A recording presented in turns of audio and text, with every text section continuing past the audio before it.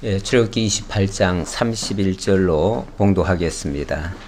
너는 에봇 받침 겉옷을 전부 청색으로 하되 두 어깨 사이에 머리 들어갈 구멍을 내고 그 주위에 갑옷 깃같이 깃을 짜서 찢어지지 않게 하고 그 옷 가장자리로 돌아가며 청색, 자색, 홍색 실로 석류를 수놓고 금방울을 간격을 두어 달되 그 옷 가장자리로 돌아가며 한 금방울, 한 석류, 한 금방울, 한 석류가 있게 하라.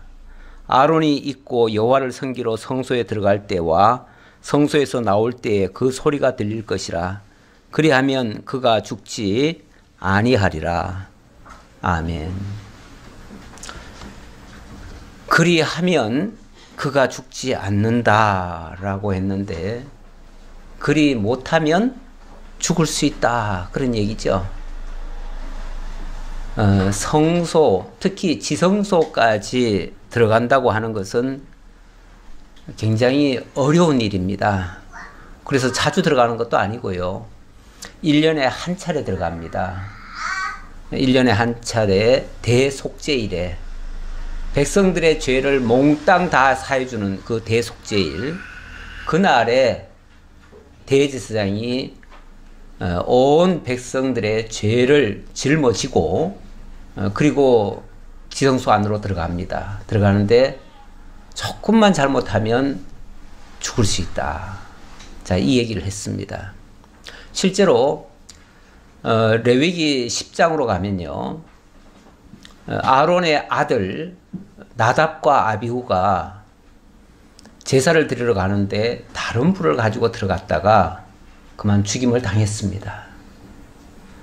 그만큼 이 제사를 드린다는 게 쉬운 것만은 아니에요. 어떤 면에서는 목숨을 걸고 하는 일이에요. 좀 더 냉정하게 말하면은 제사장이 죽음으로써 백성들의 죄가 사해줄 수도 있는 그런 경우도 있어요. 어찌 보면 대제사장은 백성들을 대신하는, 그야말로 목숨을 내놓고 하는 그러한 일이 바로 이 제사 사역입니다. 그런데 이 제사 사역을 마치 하나의 의식 정도로만 생각하고 형식만 갖추면 되는 줄로 알고 그렇게 만홀히 여기다가 큰일 나는 경우도 있지요. 어쨌든 그만큼 신중해야 된다는 걸 얘기하는데, 왜 그러냐면 하나님이 거룩하시기 때문에 그렇습니다.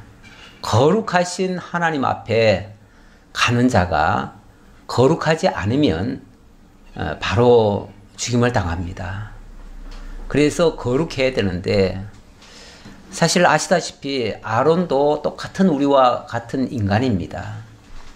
인간 중에 거룩하다, 하나님이 내가 거룩하니 너희도 거룩할지어다 하셨지만은 과연 우리가 거룩할 사람이 있습니까? 인간 그대로의 모습으로는 하나님 앞에 거룩하다고 인정받을 사람이 없습니다. 그래서 하나님의 특별한 그런 어떤 보호하심이 있어야 되는데, 그것이 오늘 말씀드리는 이 성의가 되겠습니다. 제사장 의복이 되겠죠. 제사장 의복. 제사장 의복이 속옷부터 겉옷까지, 에봇까지, 그리고 발끝에서부터 머리끝까지 온통 다 가립니다. 다 가린다는 것은 자기 것은 내세울 게 없어요. 인간 스스로 자기 것은 내세울 수가 없기 때문에 하나님이 입혀주시는 것으로 드러낼 수밖에 없어요. 하나님이 입혀주시는 것, 그것이 하나님 앞에 인정받을 수 있는 거룩하고 의로운 것이라 인정받을 수 있는 건데, 그렇게 하기 위해서는 머리부터 발끝까지 감싸야 되고, 그리고 오늘 내용에 그 내용이 나오는데요, 머리에는 또 여호와께 성결이라고 하는 소위 말해서 딱지를 붙여야 됩니다. 붙여야 되는데 어찌 보면 좀 유치해 보이죠. 그런 걸 붙이고 다닌다는 것도 이상하잖아요. 그렇긴 한데 하나님 앞에는 이렇게 깨끗해야 된다는 걸 보여주고, 그리고 여호와께 성결이기도 하고 또 여호와의 성결이기도 합니다. 그러면은 그 말은 결국 여호와께서 너는 성결하다라고 인정을 해줘야, 인정을 찍어줘야 비로소 인정받는다는 얘기예요. 그러니까 우리가 아무리 깨끗하게 하려고 해도 하나님이 인정하지 않으면 말짱 도루묵입니다. 하나님이 인정하는 그 의, 우리의 의는 그래서 내세울 게 하나도 없어요. 근데 하나님이 의롭다 인정하시면 되는데 하나님이 인정하시는 그것이 어찌 보면 여호와께 성결이라는 거예요. 그 성결하다고 하는 일종의 도장을 찍어주는 거예요. 그 도장으로서 이 사람은 진짜 성결하다라고 하는 증표가 되는 것이고, 그것이 결국 우리 주 예수 그리스도께서 온전한 그 성결하신 분으로서 하나님 앞에 들어가서 온전한 제사를 드릴 것을 가르쳐주는 그런 내용이 되겠습니다. 자, 그런 내용을 이제부터 소개하기 위해서 머리부터 발끝까지 감싸는 그런 의복을 제작을 해야 됩니다. 자, 이제 오늘 내용을 좀 보도록 하겠습니다. 오늘 31절부터는 제사장의 역할과 이제 위임하는 장면까지를 소개하는데, 뭐 제사의 3요소 지난주에 말씀드렸고요. 제사의 3요소는 성소부터 시작해서, 성소, 이거 오늘 글자가 안 나오겠네요. 성소, 제물, 제사장, 이 세 가지죠. 근데 이제 성소에 대해서는 지난번에 이미 말씀드렸고, 제사장도 지난주에 말씀을 드리다가 중간에 멈췄습니다. 오늘 그 나머지 제사장 의복을 이야기하는 장면이고요. 이제 제물에 대해서는 레위기로 넘어갑니다. 넘어가야 이제 제물이 나올 겁니다. 자, 그렇게 하고요. 자, 28장 31절 보도록 하겠습니다.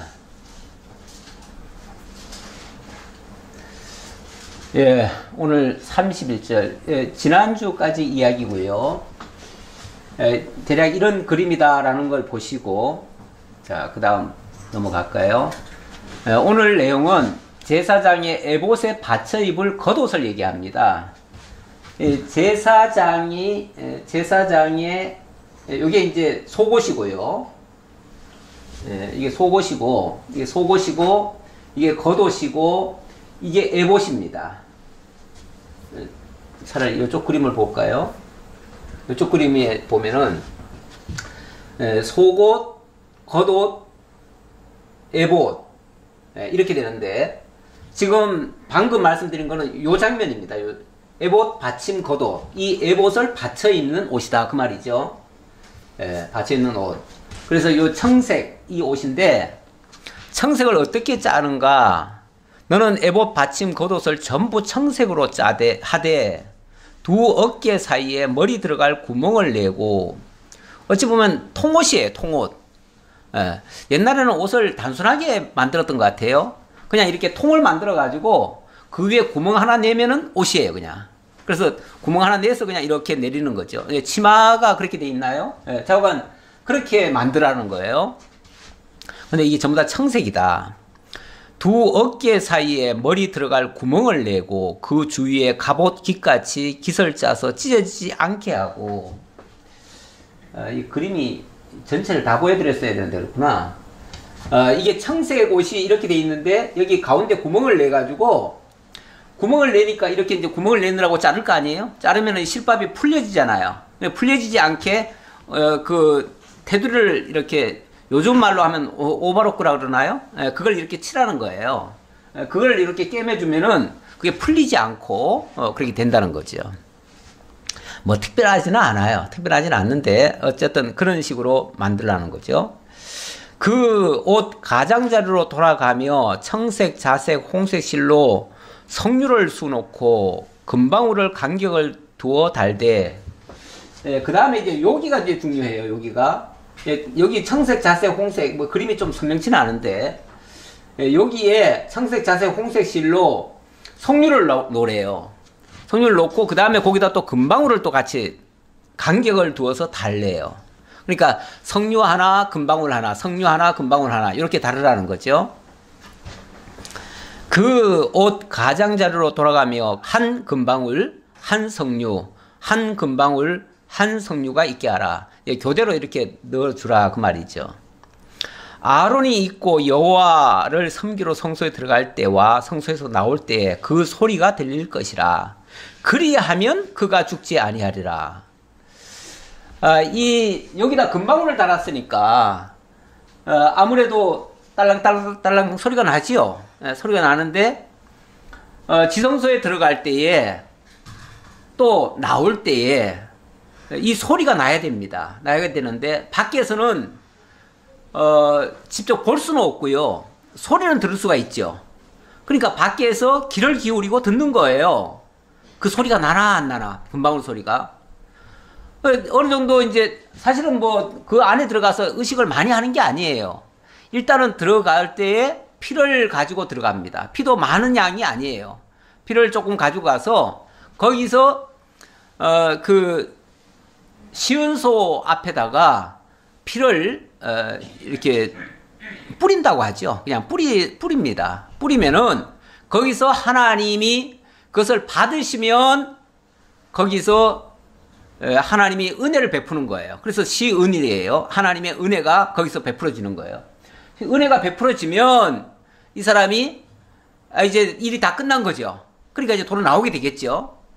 그러니까 가서 뿌리고 그 하나님이 받으시고 그리고 나오는 게 다예요. 뭐 그렇게 큰 복잡한 것도 아니에요. 그러니까 잠시 들어갔다가 딸랑딸랑 소리가 어찌 보면 계속 나야 돼요. 그런데 갑자기 조용해요. 아무 소리도 안 나요. 그럼 어떻게 된 거죠?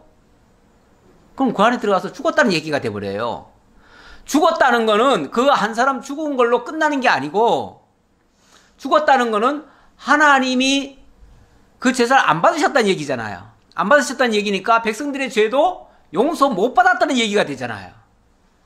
그러니까 백성들은 그 안에 들어갈 때 학수고대하고 기다리는 것이 뭐냐면 금방울 소리예요. 그리고 금방울 소리와 함께 바깥으로 나오게 되면, 문을 열고 나오게 되면 그때는 정말 너무너무 큰 감격이 되겠지요. 환호가 나오겠지요.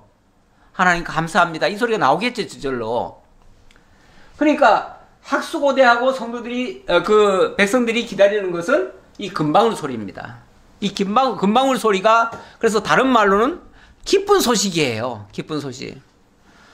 간절히 바라는 백성들, 온 백성들이 한마음 한뜻으로 바라는 것이 이 기쁜 소식입니다.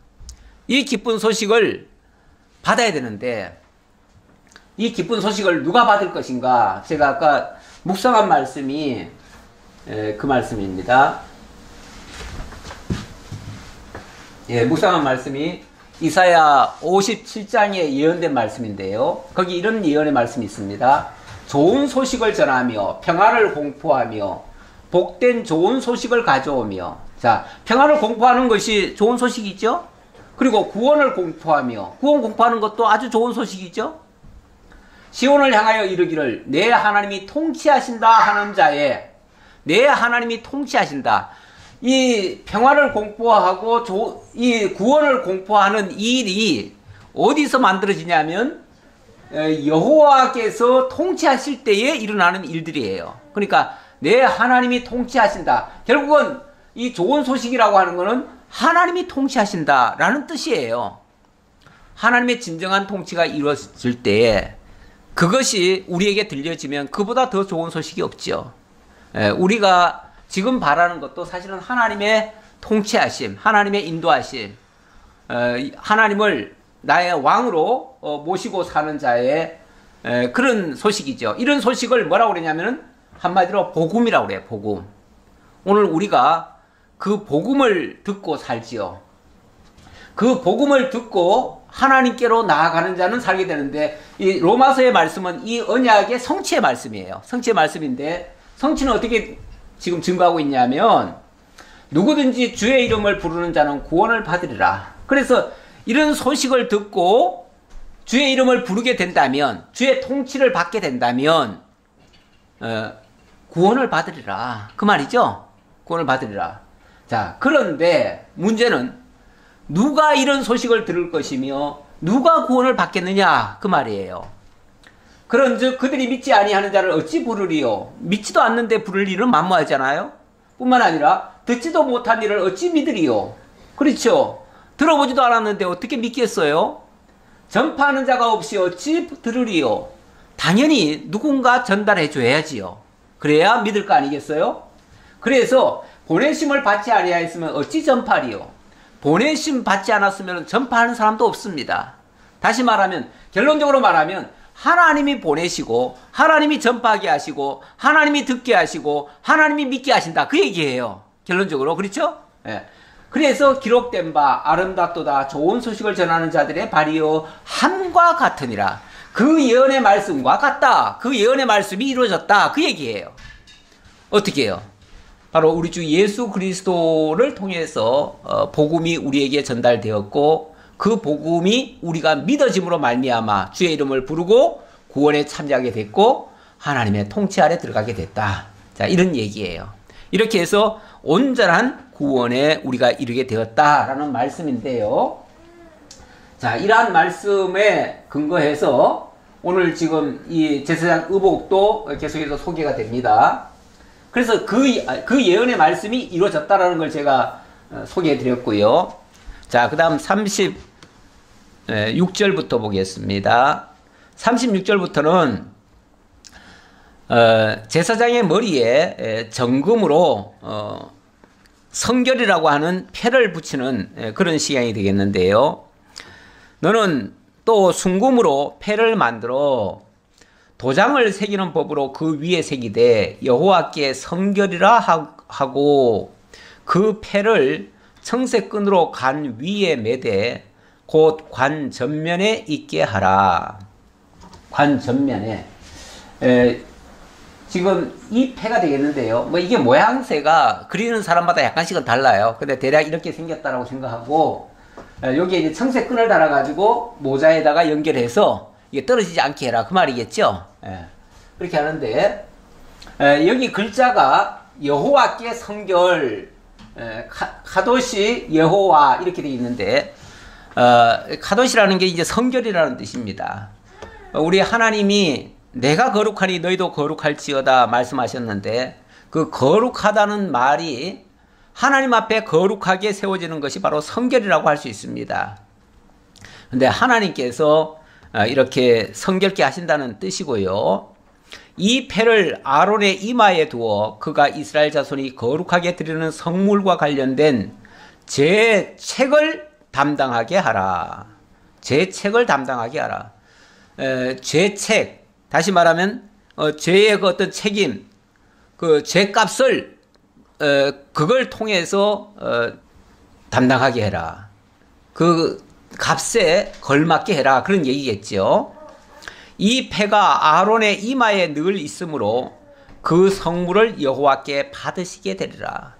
이 성물이 이 패가 제사장의 이마에 있음으로써 하나님이 그걸 보고 받으신다, 그 얘기죠. 그러니까 이거는 어찌 보면 이 사람이 거룩하다 하는 증표죠. 증표로서 여호와께 성결이다, 이렇게 하는 거죠. 물론 구약시대에 했던 일들이 어찌 보면 다 모형과 그림자입니다. 다 그리스도께서 하실 일에 대한 모형과 그림자예요. 그래서 이 하나님 앞에 세워지는 제사장은 어쨌든 거룩하고 의로워야 된다. 거룩해야 되는데, 거룩한 것은 이 의복으로서 거룩하고, 그리고 하나님의 인정이 있어야 된다, 이런 뜻입니다. 이 패는 결국은 예수 그리스도에 대한 그 모형과 그림자라고 했는데, 그러면 실체로 오신 우리 주 예수 그리스도께서 그런 모습이 보여야 되는데, 우리 주 예수님이 십자가에 못 박히실 때에, 그때에 머리에 과시 면류관이 씌워집니다. 그리고 거기에다가 패를 하나 붙여줍니다. 빌라도가 패를 붙여주는데 뭐라고 붙여주냐면 유대인의 왕, 이렇게 패를 붙여줍니다. 유대인의 왕.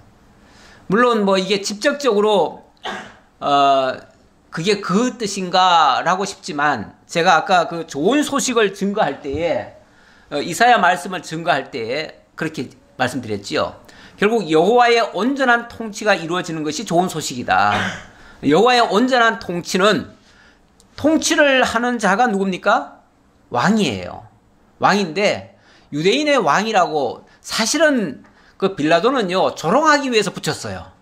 엄밀하게 말하면 조롱하기 위해서 붙였는데 그게 결국은 진짜 하나님 앞에 이스라엘 백성을 대신해서 이스라엘 백성들을 다스려서 하나님 앞에 인도할 진정한 중보자가 되고 백성들을 통치하는 진정한 왕이 되는 거죠. 그런 의미에서 사람은 조롱으로 붙였을지라도 하나님께서는 그걸 온전하다 보신 거예요. 거룩하다 보신 거예요. 그래서 백성을 대신해서 온전히 바쳐지는 그 모습, 그 패가 하나님 앞에 보여짐으로 말미암아 하나님이 그것을 정결하다 인정하시고, 그리고 사죄의 은총을 온 백성들에게 임하게 하시는 거죠. 그렇게 하면 온 백성들이 뭐가 되죠? 성결해지는 거죠. 그래서 여호와 앞에 성결이라는 것이 되는 거죠. 다시 말하면 그리스도의 온전한 통치가 이루어질 때에 백성들은 온전히 성결해진다. 여호와 앞에 온전히 성결해진다. 이런 뜻이다 그 말이죠. 그래서 예수 그리스도께서 하신 그 일이 바로 이러한 예언적으로 증거된 말씀이 온전히 성취되어지는 그런 장면이 되겠습니다. 예, 그 다음 39절, 너는 가는 배실로 반포 속옷을 짜고 가는 배실로 관을 만들고 띠를 수놓아 만들지니라. 예, 이거는 그 반포 속옷이라고 하는 게 아까 보여드린 이걸 반포 속옷이라고 해요. 예, 속옷. 그러니까 결국 이 하얀 옷이에요. 하얀 옷이 기본 옷이잖아요. 예, 기본 옷이 여기서는 반포 속옷이라고 그래요. 이런 것들을 받쳐 입는 속옷이다, 그런 의미겠죠. 그래서 이것이 머리부터 발끝까지인데 머리는 이 두건 같은 걸 또 쓰죠. 결국 똑같은 배실로 해가지고 머리는 그 모자처럼 만들어가지고 씌우니까 결국은 똑같은 옷이에요. 그것이 발끝에서부터 머리끝까지 이어지는 거예요. 여기는 지금 발을 내놓았지만은 사실은 발이 가려졌을 거예요. 예, 저는 가려졌다고 봅니다. 예, 가려지지 않으면은 자기께 조금 요만큼이라도 나오잖아요. 내게 나오면은 그거는 부정하게 보여요. 그래서 하나님은 다 가리셔요. 그래서 저는 이 옷이 오히려 이게 다 덮었을 것이다 라고 지금 봅니다. 만약에 그렇게 안 덮었다면 신발도 버선처럼 만들었을 거예요. 예, 버선처럼. 지난번에 그 강화 그 박물관, 기독교 박물관에 갔더니 우리나라 초대 그 목회자들이 신던 그 버선을 거기다 전시를 해놨더라고요. 버선의 모습이 옛날 버선 아시잖아요. 예, 또 이렇게 뭐 하얗게 해가지고 이렇게 해놓은 거. 그때는 양말이 없었으니까 그런 버선을 하지요. 그러니까 맨발로 가면 안 되고요. 아마 그 버선을 신었지 싶어요. 예, 그 버선도 하얀 배실로 짜서 그렇게 하지 않았을까. 만약에 발을 가린다면. 이거는 이제 제 생각입니다. 성경에는 구체적으로 그렇게까지 자세하게는 안 나와 있어요. 그러나 원리가 머리부터 발끝까지 다 덮어야 된다. 이게 이제 기본 원리입니다. 왜냐하면 안 그러면 자기께 나오니까요. 자기 거를 가려야 되니까, 하나님 앞에서는. 자, 그런 뜻이고요. 자, 그 다음 40절로부터 43절의 내용은 대제사장 아론의 아들 제사장들이 입을 옷을 짓는 식양이 되겠습니다. 이번에는 대제사장만 얘기를 했는데 그동안 제사장도 있을 거 아니에요. 이제 아론의 아들들이 제사장 노릇을 할 것이고, 이제 좀 더 나아가면은 이 레위 지파의 사람들이 다 제사장 역할을 합니다. 그러다 보니까 제사장을 위해서도 옷을 지어야 됩니다. 40절입니다. 너는 아론의 아들들을 위하여 속옷을 만들며 그들을 위하여 띠를 만들며 그들을 위하여 관을 만들어 영화롭고 아름답게 하되 너는 그것들로 내 형 아론과 그와 함께한 그의 아들들에게 입히고 그들에게 기름을 부어 위임하고 거룩하게 하여 그들이 제사장 직분을 내게 행하게 할지며. 이거는 아론의 아들이니까 아론의 아들은 이제 대제사장이 될 사람들이죠. 그러니까 아마도 대제사장 복장과 제사장 복장이 함께 설명하는 것 같아요. 제사장 복장은 뭐 여기에 받침 겉옷과 에봇만 빠지고는 거의 같다고 보시면 됩니다. 그러니까 뭐 특별할 건 없어요. 근데 이제 아론의 아들들 하면은 에봇과 이 받침 겉옷도 같이 포함되어야 되니까 그것은 만들 때 영화롭고 아름답게 하라 이 말이 또 포함돼요. 그런데 일반 제사장 같은 경우는 영화롭고 아름답다는 그 표현은 사실은 생략이 되겠지요. 42절입니다. 또 그들을 위하여 배로 속 바지를 만들어 허리에서부터 두 넓적다리까지 이르게 하여 하체를 가리게 하라. 하체를 가리게 하라. 다 가리라 이런 뜻으로 이해하시면 되겠습니다. 그 다음 43절 아론과 그의 아들들이 해막에 들어갈 때나 제단에 가까이 하여 거룩한 곳에서 섬길 때에 그것들을 입어야 죄를 짊어진 채 죽지 아니하리니 그것들을 입어야 죄를 짊어진 채 죽지 아니하리니. 자, 일단 대제사장은 백성들의 죄를 짊어진 자입니다. 그렇죠? 백성들의 죄를 짊어진 자예요. 백성들의 모든 죄를 갖다가 다 몽땅 자기 어깨에 다 짊어져야 돼요. 그러니까 제사장의 무게가 얼마나 무겁겠습니까? 얼마나 정말 무서운 일이겠습니까? 사실은 두렵고 떨림으로 할 수밖에 없는 일입니다. 여차하면 자기 한 사람 죽는 걸로 끝나는 게 아니라 온 백성들의 죄가 그대로 있는 거예요. 그대로. 그걸 다 사라고 중간에 제사장을 세워놨는데 그걸 감당이 안 되면 결국은 백성들의 죄가 다 그대로 있잖아요. 그럼 전체 백성이 다 망하잖아요. 그러니까 이 제사장의 그 무게라고 하는 거는 실로 감당하기 어렵습니다. 그래서 오죽하면은 아론의 두 아들이 첫 번째 제사 드리러 갔다가 그만 뭘 하나 실수했겠죠. 다른 불을 가지고 들어갔다고 그래요. 근데 그 다른 불 가지고 들어갔다가 그만 그 자리에서 즉사해버립니다. 즉사하고 나니까 그때부터 아론이 밥을 못 먹습니다. 그리고 더 이상 아무것도 못합니다. 할 수가 없습니다. 두려워가지고. 그래서 한동안 제사장 일을 하지를 못했어요. 그랬더니 하나님께서 모세를 통해 좀 또 호통을 치시죠. 그래가지고 이게 얼마나 중요한 일인데 네가 그걸 안 하느냐. 그랬더니 아니 그 다른 불 드렸다고 죽이시는데 제가 만약에 이 음식 먹었다가는 더 죽을 거 아닙니까? 나 이거 도저히 못 먹겠습니다. 그러니까 그게 아니다 하면서 이제 하나님께서 다시 고쳐주시는 장면이 나와요. 인간적으로 보면 얼마나 이게 정말 무거운 일인지 감당하기가 얼마나 어려운 일인지 사실은 심사숙고를 해봐야 됩니다. 그런데 요즘 보면은 많은 목회자들이 자신이 제사장이래요. 자신이 서 있는 이 강단을 가리켜서 거룩한 하나님의 제단이래요.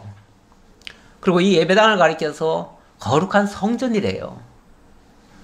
그 성전에서 자신이 제사장 노릇을 지금 하고 있다고 말을 하는데 그러면서 또 설교할 때 보면은 때로는 뭐 농담도 하고 뭐 자관 재밌게 한답시고 뭘 또 하기도 해요. 옷은 제사장 복장 같이 또 하고 있으면서 그 말은 또 그냥 코미디언들처럼 하는 경우도 있어요. 그렇게 되면 진짜 제사장인가요? 이거 완전히 제사장을 멸시하는 모습인가요? 저는 그 제사 행위를 그런 식의 제사 행위라면은 그거는 하나님의 앞에 멸시하는 행위가 아닌가라는 생각이 들어요. 진짜 그 제사장이라고 생각한다면 얼마나 엄숙해야 되겠어요. 진짜 머리부터 발끝까지 자기는 하나도 안 나와야 되죠. 이 강단에서 자신은 완전히 가리워지고 오직 하나님만이, 하나님의 영광만이 나타나야 되겠지요. 그럴 자격 없고 그럴 능력 없으면 스스로 제사장이라는 말을 하면 안 되는 거죠. 어떻게 제사장이 돼가지고 그렇게 가볍게 행동을 합니까? 그렇다고 지금 여기서 엄숙하자는 얘기는 아니에요. 예. 왜냐하면 지금은 그런 제사장 시대가 아니에요. 왜냐하면 여기 구약에 나오는 모든 제사장의 모습이 장차 오실 영원한 대제사장 우리 주 예수 그리스도를 가리키는 모형과 그림자였거든요.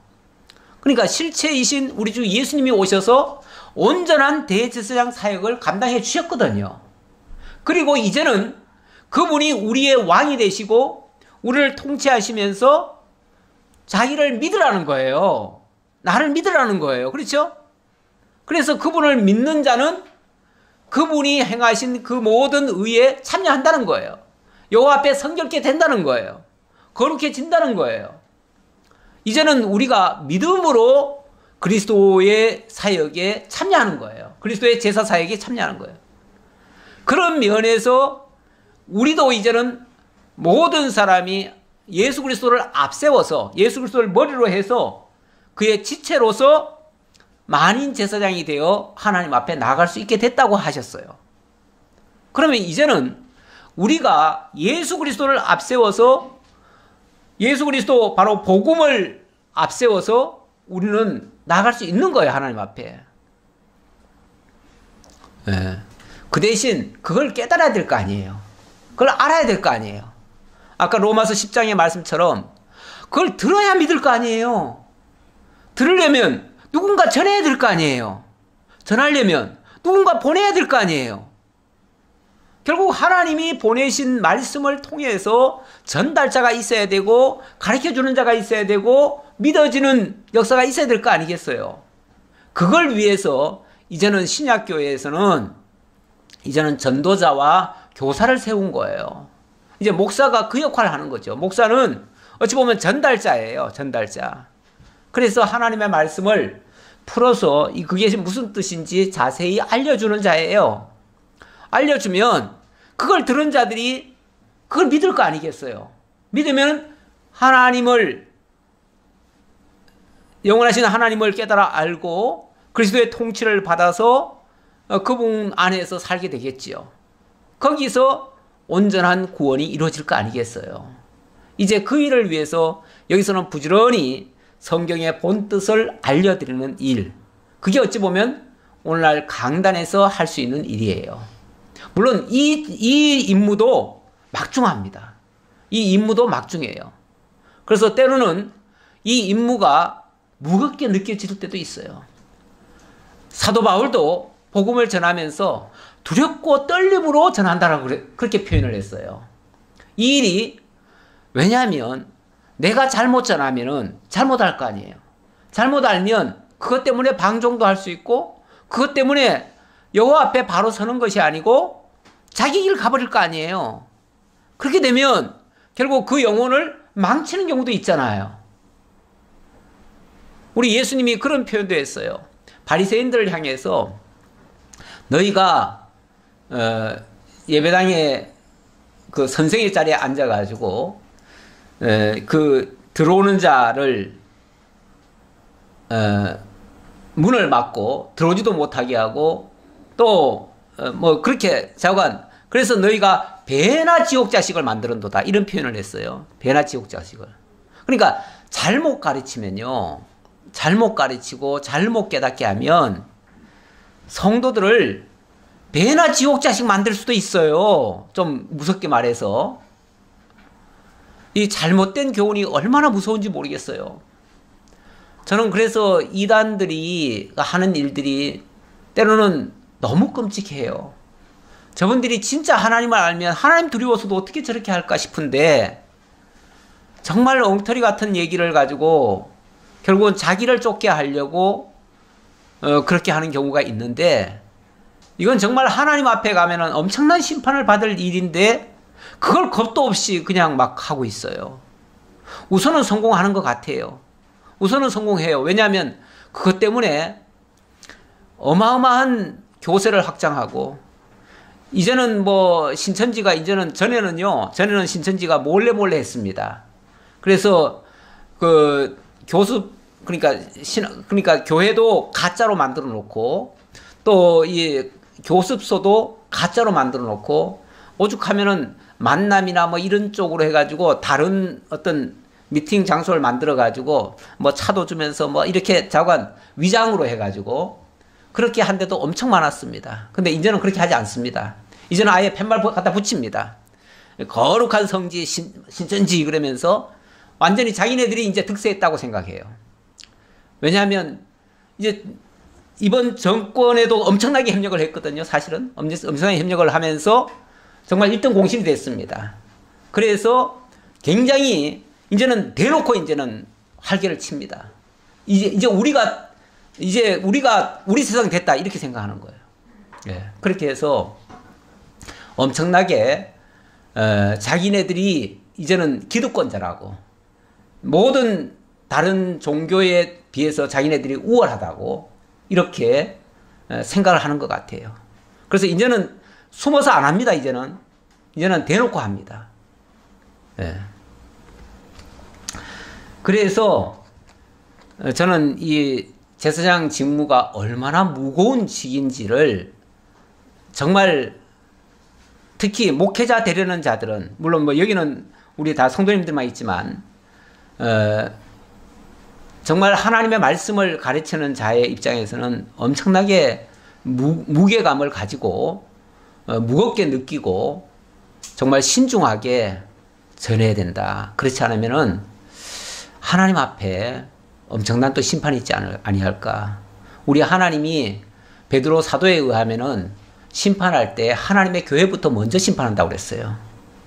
하나님의 교회부터 먼저. 이 세상 세상 망할까봐 걱정하지 말고요. 교회부터 먼저 망할까봐 걱정하셔야 돼요. 하나님의 심판은 교회부터 먼저 한다고 돼 있어요. 저는 한국교회가 지금 사실은 굉장히 위기입니다. 뭐 경제적으로 어렵고 뭐 지금 이런 여러 가지 주위 상황 때문에 어려운 게 아니라 한국교회는 그야말로 지금 바닥을 가고 있습니다. 이상한 모습만 계속 비쳤어요. 그래서 바닥으로 가고 있고 오히려 이런 때에 가짜 이단들은 더 활개치고 있고요. 최근에도 제가 아는 교회가 제법 큰 교회가 또 하나님의 교회로 또 넘어갔더라고요. 이단들은 막 돈이 넘쳐나요. 지금 교회들은 계속 문을 닫고 있는 중인데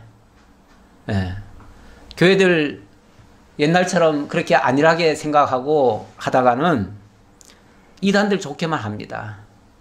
우리가 만들어 놓은 그 모든 그 시설들을 이단들 좋게 하는데 다 쓰고 있어요. 저는 이게 잘못된 종교 지도자들에 의해서 결국은 이렇게 되지 않나. 그래서 제사장의 지금 임무 얘기하다가 지금 그 얘기 말씀드렸는데요. 이게 얼마나 중요한 일인가. 대제사장이 자기 하나 잘못하면 전체 백성들 다 망하게 할 수도 있다. 라는 말씀. 그게 얼마나 큰 무게감을 가지고 있는가를 새삼 생각해 봐야 된다라는 말씀 드리겠습니다. 자, 그리고 그와 그의 후손이 영원히 지킬 규례니라 해놓고요. 29장 조금만 가겠습니다. 29장 1절로 9절까지 여기 보면 아론과 그의 아들들에게 성의를 입혀서 제사장 직분을 위임하는 장면이 나옵니다. 요거는 이제 그 우림과 둠밈인데요. 지난번에 제가 설명을 제대로 못 드린 것 같아가지고 우림과 둠밈 이건 판결 흉패 안에 들어있는 일종의 돌 같은 거예요. 돌 같은 건데 여기 이제 둠밈, 우림 이렇게 돼 있는데 제가 이걸 지난번에 이 알파로부터 출발한다 그랬죠. 이게 이제 알렙이에요. 알렙. 히브리어로는 알렙인데 헬라어로 말하면 알파입니다. 그리고 이거는 둠밈, 이게 타우인데 타우가 그 헬라어로 말하면은 오메가입니다. 오메가. 그래서 알파와 오메가. 우리 신약 성경으로 말하면 그리스도가 온전한 알파와 오메가 되신다 그랬죠. 그 뜻은 빛과 완전입니다. 빛과 완전. 그래서 제가 빛과 완전에 대한 말씀 하나 불러드리고 가죠. 시편 119편 105절에 보면 주의 말씀은 내 발의 등이요 내 길의 빛이니이다. 그리고 히브리서 6장 2절에 보면 세례들과 안수와 죽은 자의 부활과 영원한 심판에 관한 교훈의 털을 다시 닦지 말고 완전한 대로 나아가라. 온전한 빛을 비춰서 완전한 대로 가게 한다. 이런 의미가 이 흉패 안에 들어있고 이것의 인도를 받아서 대제사장이 움직인다는 거예요. 결국 하나님의 모든 말씀은 하나님의 모든 일은 우림과 둠밈의 인도를 받아서 가는데 결국 우림과 둠밈이라고 하는 것이 이렇게 온전케 하시는 우리 주 예수 그리스도를 가리키니까 결국 우리는 그리스도의 말씀대로 가야 된다라는 뜻으로 이해하시면 되겠습니다. 자, 그리고 29장 1절로 9절의 말씀이죠. 조금 수정을 좀 덜 했네요, 제가. 네가 그들에게 나를 섬길 제사장 직분을 위임하여 그들을 거룩하게 할 일은 이러하니 곧 어린 수소 하나와 흠없는 순양 둘을 택하고 무교병과 기름 섞인 무교과자와 기름 바른 무교전병을 모두 고운 밀가루로 만들고 여기 이제 위임식을 하라는 겁니다. 위임식 이렇게 위임해라 그 말이죠. 위임해라 그러는데 대제사장과 제사장의 의복을 만들어서 위임식을 해라 그 말인데 위임식 하기 위해서 어린 수소 하나와 흠없는 순양 둘을 택하라. 그리고 무교병과 기름 섞인 무교과자와 기름 바른 무교전병을 모두 고운 밀가루로 만들어라. 자, 이런 것들을 희생시키라는 거예요. 일단은 정결하고 흠없는 거, 깨끗한 거 이런 걸로 하고 또 그것을 밀가루 만들듯이 하고 또 그것들을 한 강줄에 담고 그것을 강줄에 담은 채 그 송아지와 두 양과 함께 가져오라.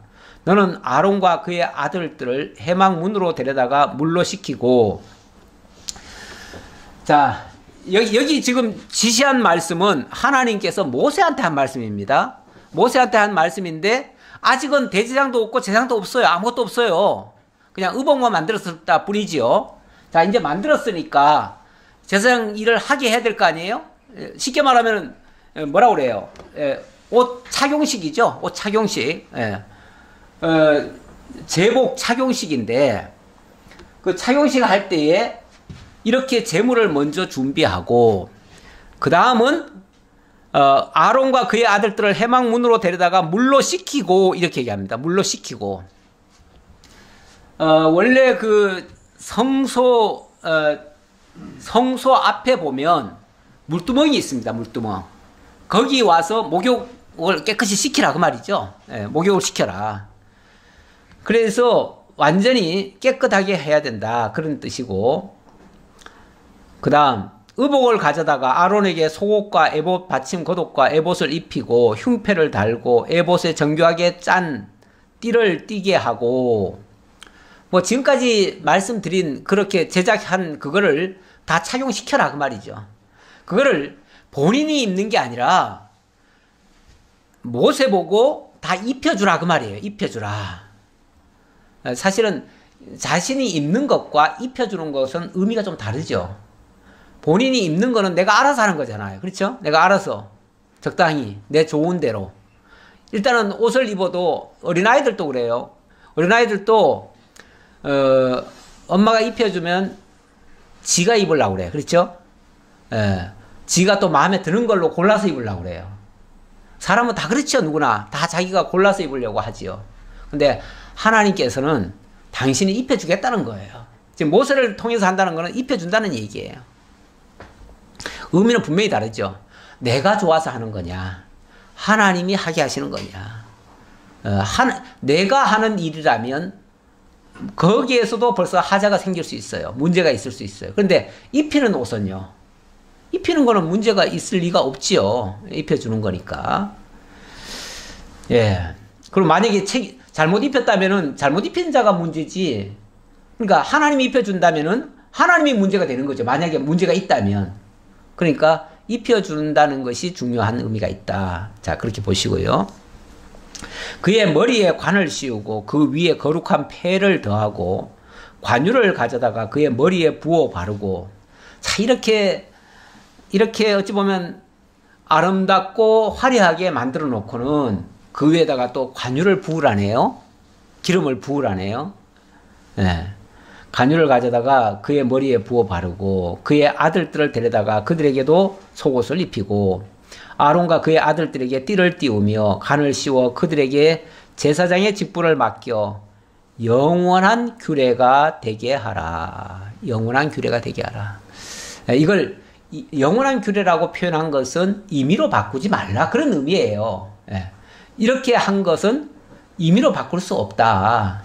이게 하나님이 정한 식양이고 하나님이 입혀주는 것이니까 이거를 너희들 임의로 바꿔서는 안 된다, 그 말이죠. 다른 불을 들이다가 죽은 것도 결국 자기 임의로 하다가 죽은 거 아니겠어요? 그러니까 결국은 영원한 규례, 바로 변치 않는 규례가 되게 하라, 그런 얘기고, 너는 이같이 아론과 그의 아들들에게 위임하여 거룩하게 할지니라. 아까 그 어린 수소 하나와 순양 둘을 하라고 했는데, 순양 둘이라고 하는 것은 나중에 보면 하나는 온전한 희생이고 하나는 아사셀을 위하여 이렇게 얘기합니다. 그런데 아사셀을 위하여 하나는 살려두는 거죠. 하나는 죽이고 하나는 살려요. 이런 것들이 나중에 보면 우리 주 예수 그리스도께서 죽으시기도 하지만 다시 살아나기도 하죠. 예수 그리스도는 한 몸으로 죽으시고 부활하십니다. 그걸 가리키려면 제물로서는 죽였다 살릴 수가 없잖아요. 그러니까 한 마리는 죽음을 위해서, 한 마리는 부활을 위해서 이렇게 하시는 거죠. 이렇게 할 것을 가리킨다고 볼 수 있고요. 거기 아까 다 밀가루로 만들라, 가루로 만들라 이런 표현도 했는데 그만큼 희생돼야 된다는 것을 가리키고요. 또 깨끗하게 씻어야 된다는 걸 얘기하고 있습니다. 이렇게 해서 제사장 규례도 이걸 통해서 일단락이 되어집니다. 이 제사장 의복 규례죠. 의복 규례는 일단락이 되어집니다. 이렇게 해서 다음에는 제사장 다음에는 이제 이 제사장이 실제로 일을 하게 되겠죠. 여기까지 보도록 하죠. 여기까지 보도록 하겠습니다. 기도하겠습니다. 아버지 하나님 감사합니다. 하나님께서 오늘 제사장 의복을 만들고 그것을 착용하는 데까지 오늘 살펴보았습니다. 머리부터 발끝까지 우리 임의로 만드는 것도 없고 하나님의 식양에 따라 만들고 하나님께서 다 또 입혀주셔야만 됩니다. 하나님이 다 가려주셔야만 됩니다. 우리에게는 의가 없기 때문에 내세울 것이 하나도 없습니다. 그러나 하나님께서 입혀주시고 의롭다 하시면 여호와께 성결이 되어주는 줄 믿습니다. 오직 하나님의 은총만을 바라며 하나님의 온전한 통치를 있기를 원합니다. 주님께서 저희들을 인도하시고 하나님의 아름답고 영화로운 일들이 우리들을 통해서도 이루어지게 하옵소서. 이 진정한 복음에 우리 모든 성도들 다 참여하기를 간절히 바라오며 참으로 아름답고 영화로운 일들이 이 땅에서도 이 교회를 통해서도 이루어질 수 있도록 역사해 주옵소서. 모든 걸 감사드렸고 예수님 이름으로 기도하옵나이다. 아멘.